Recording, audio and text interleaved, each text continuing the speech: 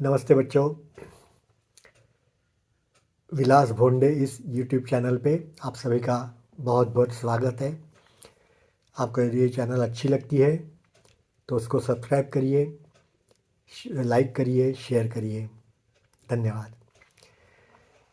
आज एक मैं अलग से कहानी लेके आया हूँ। शायद इसके बारे में आपने जाना नहीं होगा। मैं गुजरात से हूँ, इसलिए गुजरात की ये कहानी है दो बच्चियों की। आपको तो पता ही है, मुग़ल बादशाह अकबर और उनके दरबार में संगीत सम्राट तानसेन हुआ करते थे। तो तानसेन जी जो थे वो बहुत अच्छे गायक थे, बड़े गायक थे। तो अकबर ने एक दिन कहा बादशाह ने कि मैंने सुना है कि आप दीपक राग गाते हो तो सभी जगह पे दीप जलते हैं। इतनी संगीत में ताकत है, शक्ति है, तो मुझे ये देखना है।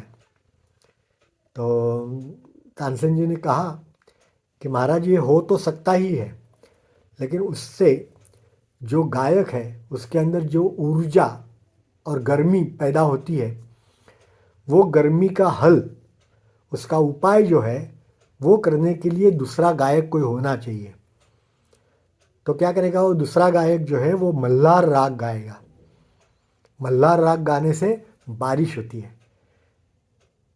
तो जो गर्मी पैदा हुई है उसको जो बारिश होती है उससे वो गर्मी निकल जाती है। तो इसलिए मैं गाऊंगा दीपक राग तो दिए तो जलेंगे, लेकिन मेरे अंदर इतनी सारी गर्मी पैदा होगी कि जो मैं बर्दाश्त नहीं कर सकता, सहन नहीं कर सकता। तो इसलिए दूसरा कोई ऐसा गायक होना चाहिए कि जो मुझे मल्हार राग गा करके और मुझे बचा ले। अब वो तो बादशाह थे, उनके तो दिमाग में जो आया तो आया। उन्होंने तो कह दिया नहीं नहीं, जो कुछ भी होना है हो जाएगा, लेकिन तुम्हें दीप राग गाना है। दीप राग गा के मुझे दिखाओ कि दिए जलते हैं कि नहीं। अब राजा की आज्ञा थी, बादशाह की आज्ञा थी, तो तानसेन जी ने दीप राग गाना शुरू किया। और वो तो सचमुच में बहुत बड़े कलाकार थे, गायक थे। तो उन्होंने दीप राग गाया तो सभी जगह पे दिए जलने लग गए। इतनी गर्मी तैयार हुई और सभी जगह पे दिए जलने लगे। अकबर बादशाह खुश हो गया, उनका सम्मान किया, उनको पैसे दिए वगैरह जो कुछ भी है।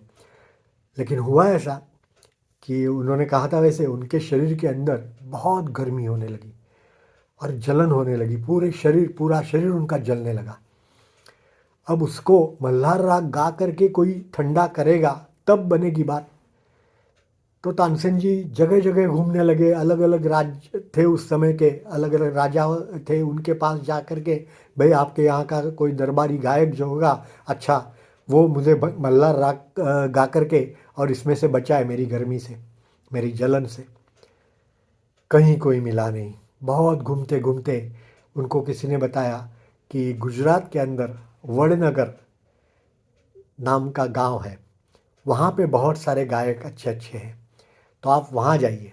तो इसलिए वो चल करके वडनगर आए, अपने उत्तर गुजरात में। वडनगर मालूम है आपको, नाम सुना है? हमारे अभी के जो वर्तमान प्रधानमंत्री है ना, नरेंद्र भाई मोदी, उनका वो जन्म स्थल है। तो वो वडनगर आए। तो वडनगर में बहुत सारे गायक थे, बहुत सारे भगवान के उपासक थे। तो वो ऐसे जा रहे थे, एक कुएं के पास वो थे ढूंढने के लिए कि कोई बड़ा संगीतकार मिल जाए। तो कुएं के पास दो लड़कियां पानी भर रही थी। तो ये तानसेन उनके पास गए और कहा कि भाई ये मुझे पानी पिलाओ। और उसकी जो हालत थी तानसेन की, वो देख करके वो लड़कियां पहचान गई। उन्होंने कहा कि आपकी हालत तो ऐसी है कि जैसे आपने दीप राग गाया हो। तो उन्होंने पानी पिलाया, तानसेन को अच्छा लगा। तो उन्होंने कहा कि आपको मालूम है कि दीप राग गाने से इसकी ऐसी जलन होती है? तो कहा हाँ मालूम है। तो फिर आपको ये भी मालूम होगा कि मल्हार राग गाने से ये जलन बंद हो जाएगी। तो उन्होंने कहा कि हाँ सही बात है, हो जाएगा ये। और उन्होंने मल्हार राग गाया तानसेन जी के लिए, और तानसेन जी की जो जलन थी वो पूरी हो गई, बंद हो गई। तो ये थी ताना रीरी, उनका नाम था, एक का नाम था ताना, दूसरी का नाम था रीरी। तो ये ताना रीरी की जो कहानी है गुजरात में बहुत प्रचलित है। और आगे तो ऐसा भी कहा जाता है कि अकबर ने कहा उनको, ताना रीरी को यहाँ बुलाओ, लेकिन उनको वो अच्छा नहीं लगा कि हम अकबर के दरबार में नहीं जाएंगे, मुसलमान के दरबार में नहीं जाएंगे, और वहाँ पे हमारे साथ क्या हो सकता है, ऐसी उनको आशंका थी, इसलिए वो गई नहीं।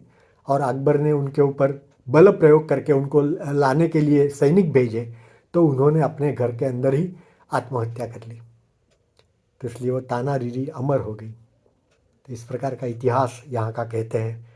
तो ये बच्चों आपकी जानकारी के लिए था। ठीक है, धन्यवाद।